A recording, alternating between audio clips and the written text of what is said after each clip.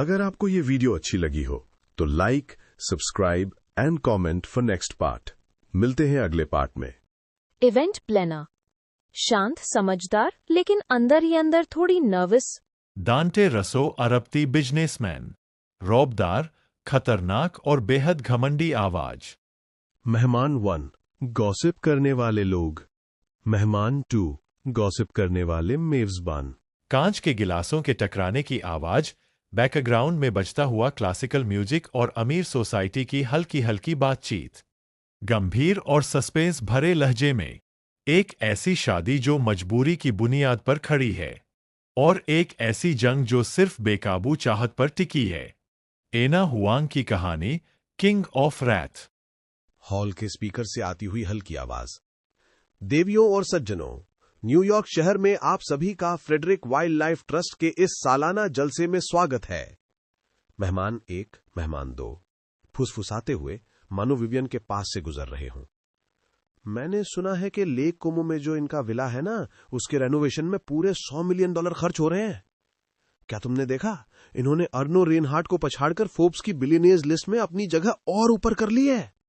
आज की रात का असली स्टार उस चिड़िया पाइपिंग क्लोवर को होना चाहिए था, लेकिन यहां हर कोई सिर्फ उसके आने का इंतजार कर रहा था। विवियन मन में सोचते हुए, खुद को शांत रखते हुए।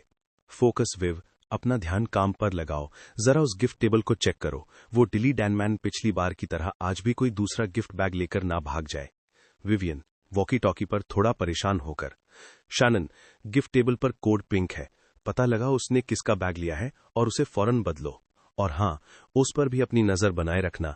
मुझे ऐसा क्यों लग रहा है कि आज की रात काफी दिलचस्प होने वाली है। अचानक भीड़ की बकबक एकदम शांत हो जाती है। मार्बल के फर्श पर किसी के महंगे ऐसे फालतू फंक्शंस में कभी नहीं आता जब तक कि होस्ट उसका कोई करीबी दोस्त ना हो। दांते रूसो, बेरहम, ताकतवर, न्यूयॉर्क का बेताज बादशाह।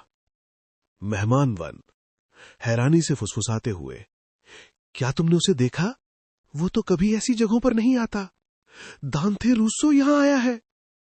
मेहमान 2, थोड़ी डरी और इंप्रेस हुई आवाज में, ये तो सामने से देखने पर और भी ज्यादा खतरनाक लगता है। म्यूजिक थोड़ा लाउंज और मॉडर्न हो जाता है। भीड़ की आवाज अब बैकग्राउंड में काफी कम है। दांते रूसो का पेंट हाउस, अपर ईस्ट साइड, न्यूयॉर्क। इस घर का कोना कोना चीख चीख कर उसकी दौलत और रसूख की कहानी बयान करता है, सिवाय उस कोने के जहां वो खुद खड़ा है। विवियन मन में सोचते हुए, तो ये रहा वो, सामने से देखने पर कहीं ज्यादा लंबा और कहीं ज्यादा डरावना, और हां, उतना ही घमंडी जितना मुझे याद था। दांते एक गहरी रौबदार और ठंडी आवाज में, तुम लेट हो। वैसे मुझे तुम्हारे आने की उम्मीद भी नहीं थी। विवियन बिना डरे पलटवार करते हुए, मुझे नहीं पता था कि मेरा यहां आना जरूरी था या फिर मुझे अपने इनविटेशन कार्ड पर अपना नाम खुद ही लिखवा लेना चाहिए था। दांते हल्की सी घमंडी मुस्कान के साथ, तुम मेरे मैसेज का जवाब भी दे सकती थी, या फिर तुम्हें इस तरह लोगों का ध्यान खींचते हुए एंट्री मारना अच्छा लगता है। विवियन मन में सोचते हुए ठंडी सांस लेती है, ये साल बहुत लंबा कटने वाला है। मैं अभी से कह सकती हूं। वो फालतू की बातें करना पसंद नहीं है। वो तब तक कोई काम नहीं करता जब तक उसका कोई बड़ा मकसद ना हो, और इस काम में वो माहिर है।